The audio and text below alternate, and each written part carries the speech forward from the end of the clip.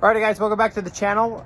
We are stopping work on the Chevelle right now because we're waiting for parts, and then we are also waiting to get the blades in because I have a small project that I'm going to bring in the shop and we are going to knock out. I think it's going to be pretty fun. Let me show you what it is.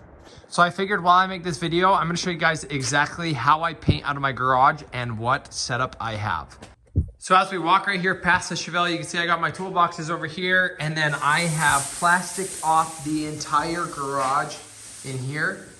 Now this plastic actually works really good to keep all of the dust from out there coming in here, and also all of the overspray from going out into my garage.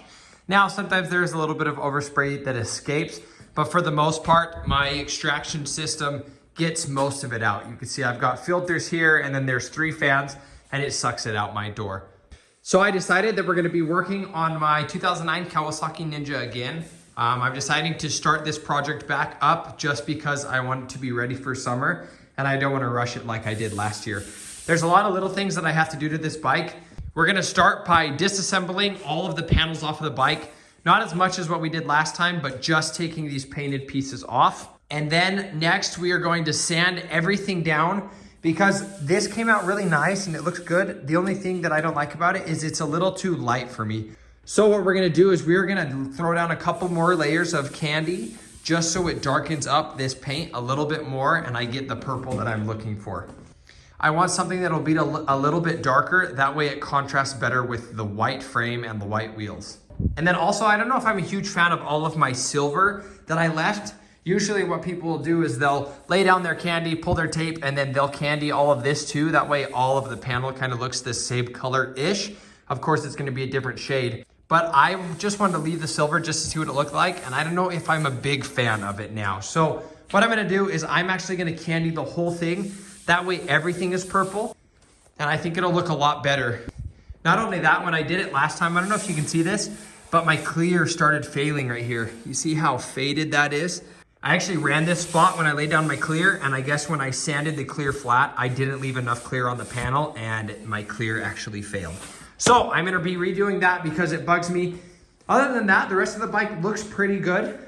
But this is just gonna be a quick video of us tearing the bike down, sanding all the panels, get everything prepped and ready for paint, and then showing you guys my setup, how I paint in this single car garage.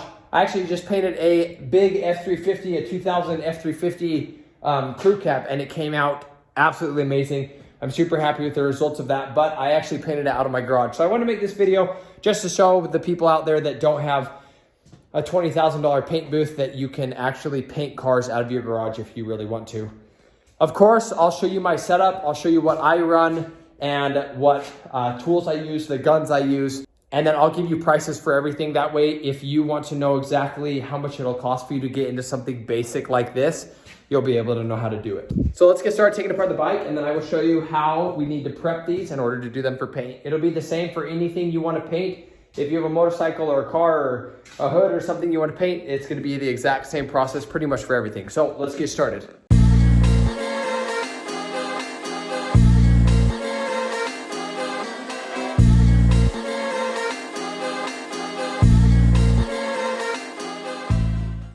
Okay, so I got most of the back finished up. I got the bottom plastics all torn off. You can see I'm still leaking. I replaced these gaskets last year, so I might have to mess with those and hopefully get them to reseal a little bit better. But now I've got this front piece to where it wiggles. Same thing on the other side. So now I've got 4 bolts I gotta take off of the front, and then the whole entire front of this should come off as one piece. Then the last piece that I have, or the last 2 pieces, are the tank, which is easy, and then that fender right there. So I'm gonna pull all those off, and then the disassembly for this bike will pretty much be done.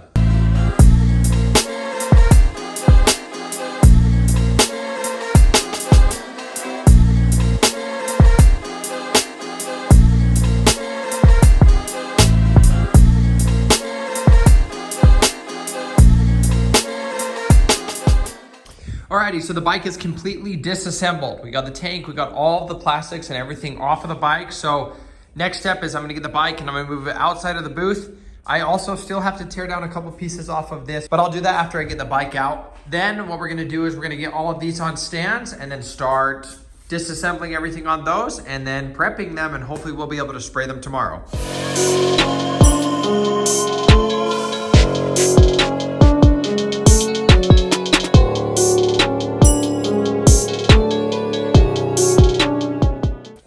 got everything pretty much where I want it to be. I'm gonna have to put some wood across my stands. That way these small pieces can be attached and I'll tape them to the wood. So you can see I got all the stands pretty much set up. This is how I'm gonna paint it. I'm also actually going to shoot my headlight too. I'm gonna re-clear it because you can see my clear is failing right here. So I'm just gonna knock that out. And the next step is I'm gonna actually start sanding everything. So I'm gonna start DAing all of my plastics, just the flat areas. I'm not gonna go into any of these crevices just because you don't wanna risk breaking through. Because if I break through right here, you'll see green here, which means I will have to lay down this black first, and then I'll have to lay down this flake, and then I'll have to lay down the purple. So I don't want to break through anywhere, so I'm just gonna hit the flat areas with the DA, and then I'm gonna Scotch-Brite all of my edges. That way everything sticks. So let's get started on sanding.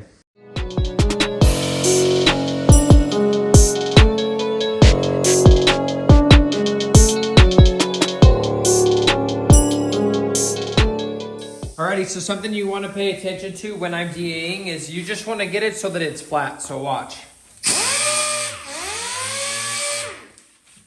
So you want to make sure that all of the shiny is completely gone. And if you look right here, right in that middle part right there, you see how there's still shiny here? Well, that needs to be all the way down so that it's dull just like this. Once your whole panel is dull like that, then you know it's ready. So let me DA this quick and I'll show you what it looks like in the end. You also want to have really good control of your DA. You don't want to push really hard on your edges because the sandpaper will eat through your edge and it will burn through your paint. So you want to be careful with that.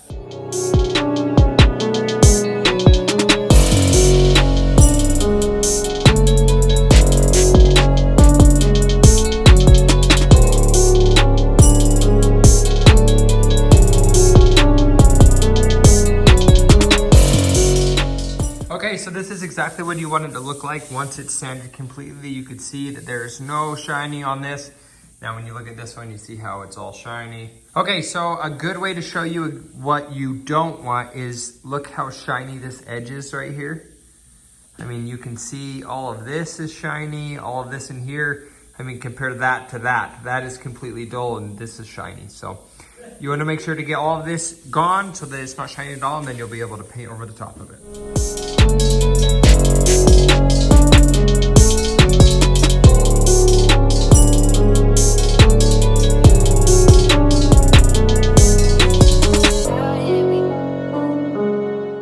Okay, so you can see I pretty much got all of these parts DA'd. I still have to pull this off, but I'm gonna wait till tomorrow to pull this off. It's getting pretty late tonight. So everything is finished in 600. I am going to come in tomorrow, pull this off, and then we're gonna scuff around all of the edges of everything, get it all prepped, blow it off, sweep out the booth, and then tomorrow we're gonna start laying down our candy. Alrighty guys, welcome back. It is the next day. We're gonna keep working on the fairings for my Kawasaki Ninja. Let me show you what we're gonna be doing today. So now that the tank and plastics are pretty much all the way scuffed, you can see there's a tiny bit of shiny right here, but now what I'm gonna do is I'm gonna go over it with my red Scotch-Brite. That way everything will get scuffed. Then once we finish going over it with the red Scotch-Brite, we are going to clean all of these off, mask them, and then it will be time to start painting.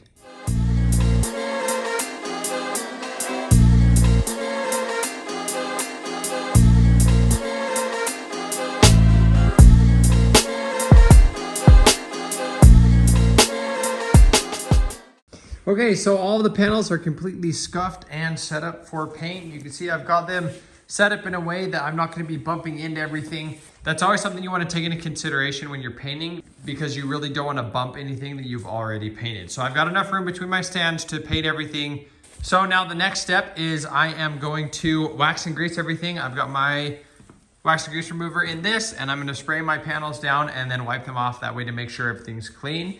And then after that, we'll go over them with a tack rag just to make sure we get all of the little dust particles off the panels. That way they're perfectly clean and flat when we paint them. Okay, so now all the parts are clean. You can see I got my headlights masked off because I don't want to get all the overspray over the housing. But everything is prepped and ready to go. So when we come in tomorrow and paint this, there's a couple of spots I gotta fix before we lay any candy down. You can see there's a couple areas like this where my black peeled up off of my flake. I'm gonna actually fix those. So I'm gonna dust some black over the top of that, and then we'll be ready to candy. Okay, so it is painting time. Everything is set up and ready. I'm gonna show you guys my booth setup and what I used to paint out of this single car garage. So check this out. Okay, so starting things off right here in the booth, you can see that I have the entire booth plastic. That way none of the overspray gets all over my walls and my art. And then this is super easy to take down, throw away, and then I can put up new stuff. It keeps the garage really clean because then all I really have to do is sweep. It is a little wasteful, but I'd rather do that than have overspray all over my walls because that's inevitable. So I'm gonna start off over here. This is where I mix all of my paints, primers, and everything. You can see I've got these to hold my guns. I've got the temperature here. I've got my mask, my light, everything that I need to do with paint is over here. And then so I can actually see better, I have different switches for both of my lights. So I've got 4 lights there. I've got 4 or 5 lights on the roof and then another 4 lights here. And then I also have one more light right here. And with all of these lights, the booth is pretty bright. You can see pretty much everything.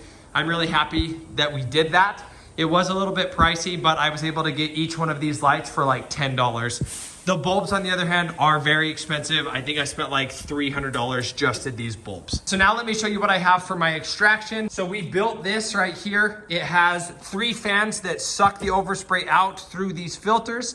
And then it actually goes out the door, out this tube, and all the way down outside where there is another filter that catches the rest of the overspray. And then this door is closed and I have foam here. That way all of my heat stays in. Over here, I have a intake filter right here. And then on the other side of that, I have this fan pushing into my filter. I had 2 fans, which I'm probably gonna run eventually, but one of them broke. So that's the way that the air gets into my booth. That way it's not sucked in through all of these edges. Now granted, I should tape these more and tape these more. That way nothing gets through. If I was doing a full paint job, I would. Since this is just little stuff, I don't really care about it. So going over to what I do for heat. So usually the garage is completely closed and we built this piece so that my heater sits right there. It is a kerosene heater. So it just sits outside. And what's really nice about it is it runs off of this temperature switch. So as soon as it hits 68 degrees, it will actually turn off my heater. Yes, the heater has a temp switch on it, but the thing is it's outside, and if it's colder, then it will always run. And the first time I actually sprayed in my booth, I did it like that. I left this on. It is a 215,000 BTU kerosene heater, and it was like 25, 30 degrees outside, and in the garage it was 105, so it was just way too hot. This thing pushes out a ton of heat. I absolutely love it. It's perfect for painting and what I do in the winter time. So that way I don't have to stop in the winter. I can really paint all year round. So that is how I have my heat set up. And then my compressor is set up right here. It is a Ingersoll Rand 7.5 horsepower, 80 gallon compressor. It is a 220. It runs extremely amazing. It keeps up with everything that I do and I haven't had a single issue with it. So if you're painting and you want to ball out, this is what to go with. I didn't want to go with the 60 gallon because I was worried that it would build too much moisture with it running all the time. This doesn't build as much moisture, but it produces a ton more air. This thing just runs absolutely amazing. Then I have 2 filters. I have a filter here, and then it goes through this drying line all the way around, and then I have a second filter all the way over there. I also have a 3rd filter hooked up to my gun to catch the rest of the moisture that are in the lines, but that is pretty much it for my compressor setup. So that is pretty much it, how I paint out of this single car garage. So you can hear the heaters on in the background. So let me show you kind of what the heater looks like as it points through. It just blows hot air in right through there, and then it's sucked in right through that fan, and it heats up the booth really nice. With bigger stuff, that fan sits a lot closer to the heater, so in here gets really, really hot really fast. So everything is ready. We are going to tack everything and start laying down a little bit of the black to fix the spots that we had issues with. And then we're gonna start candying, so I'll see you in a second. Okay, so all of the panels are fixed. We are ready to spray our House of Color candy. We're gonna do the Voodoo Violet because that is the purple. And I'm actually gonna spray it over the entire panel. I'm not a big fan of how the silver was. It just didn't stand out as much as I wanted. So I'm gonna mix this up and then spray this over the entire panel until I like the darkness of it. And then after that, we're gonna move to clear. So I'm gonna get mixing.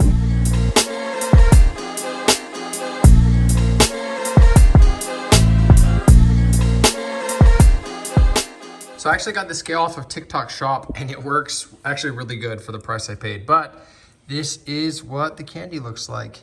It is extremely purple. You can kind of see the edges a little bit. Look looks really nice. So I just mixed it with the candy concentrate and then this Intercoat, and that'll allow me to spray the candy on, and then I'm gonna clear over the top of it. So let's get spraying.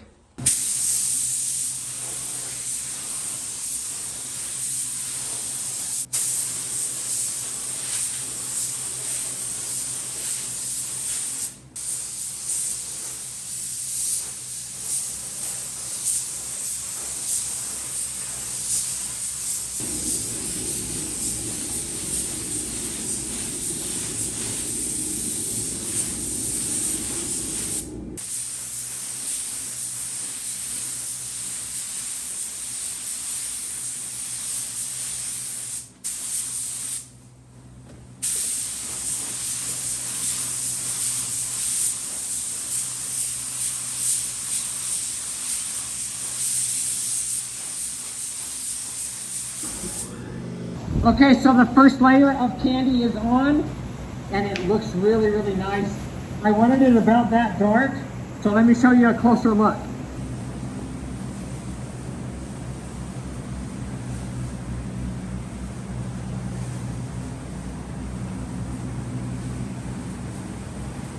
So it looks really nice, and you can see when I put my sun gun on it, it looks so good. Yeah, that's gonna be nice outside. I'm excited to see this outside on the bike. Okay, so now that the color is done, it is time to start mixing our clear. This is the clear that I'm using. It's from the Vibrance collection. It's kind of expensive, but I really like the way that it lays down. It lays down extremely flat. So I'm gonna mix this right now, and we are gonna clear.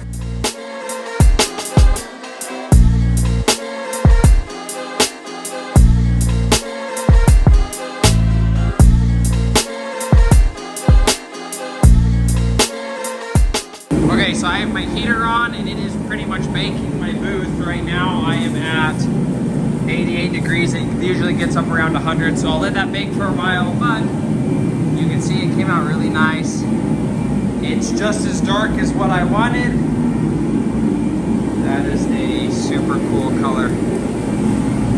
Luckily I didn't run it anywhere. On these ones I got a little bit of trash, you can see right there, but I'll buff that out, it'll be okay. And these things came out gorgeous.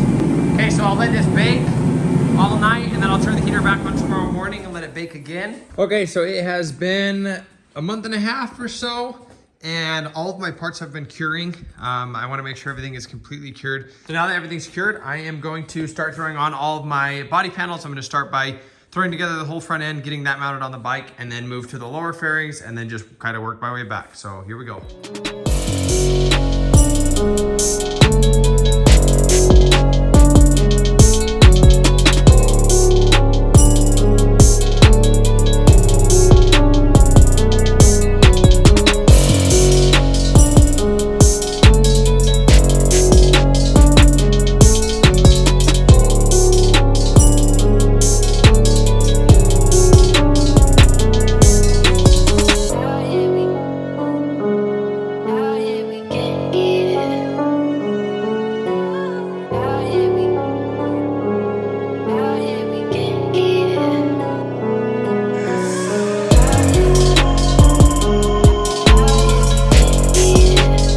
Okay, so I finally finished getting the entire front end together. Everything is bolted up. Now I'm going to work on getting the rear. I'm not going to get these lower plastics on because I'm actually going to do an oil change before I get those on.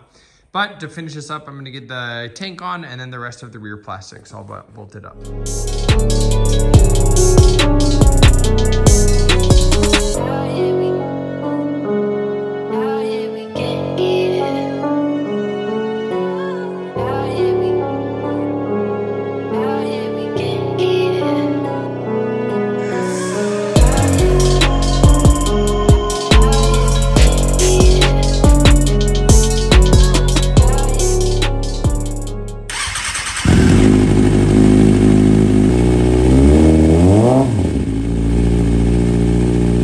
Okay, so pretty much the entire front of the bike is assembled. There are a couple little things I still have to do up front.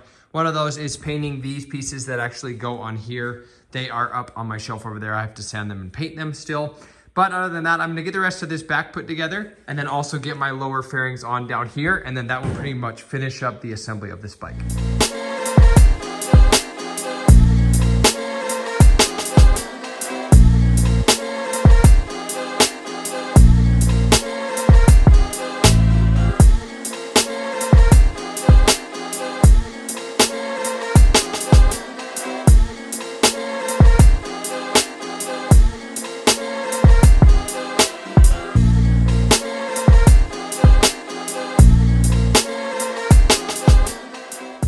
so those pieces are all painted. You can see they came out pretty nice.